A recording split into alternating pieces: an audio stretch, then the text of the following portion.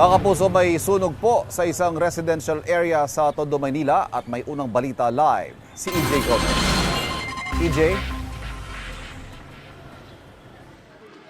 Ivan, kaapula lang ng sunog na sumiklab kaninang pasado alas 4 ng madaling araw dito sa Elcano Street, Tondo, Maynila. Agad na itinaas sa second alarm ang sunog na umabot sa third alarm. Ibig sabihin, hindi bababa sa 12 fire trucks ang kinailangang rumisponde.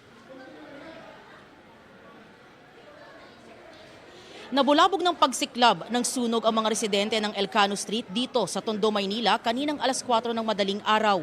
Ilang bahay ang tuluyang natupok. May ilan naman na dahil sa biglang lakas ng apoy at kapal ng usok, napilitan silang lumikas. Kanya-kanyang diskarte sa paglikas at pagsalba ng mga gamit ang mga apektadong residente. Ayon sa inisyal na impormasyon mula sa BFP, 4 na residential structures ang natupok ng apoy. Aabot sa 20 pamilya ang apektado o katumbas ng 40 individual. Tinatayang aabot naman sa 300,000 pesos ang inisyal na halaga ng pinsalang dinulot ng sunog.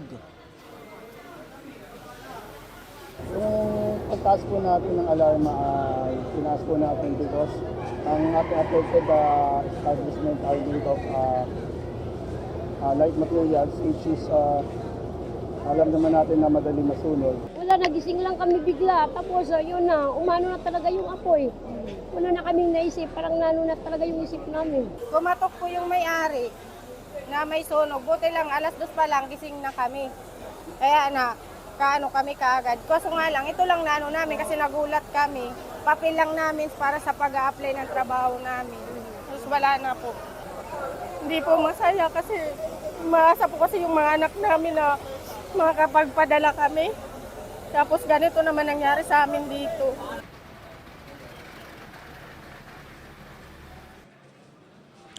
Ivan, ayon sa BFP, 2 tao ang nagtamo ng minor injury, isang BFP personnel at isang residente. Samantala, kasalukuyan pang inaalam ang sanhi ng sunog na kadideklara nga lang na fire out ngayong pasado alas 7 ng umaga. Yan ang unang balita mula rito sa Tondo, Maynila. EJ Gomez para sa GMA Integrated News.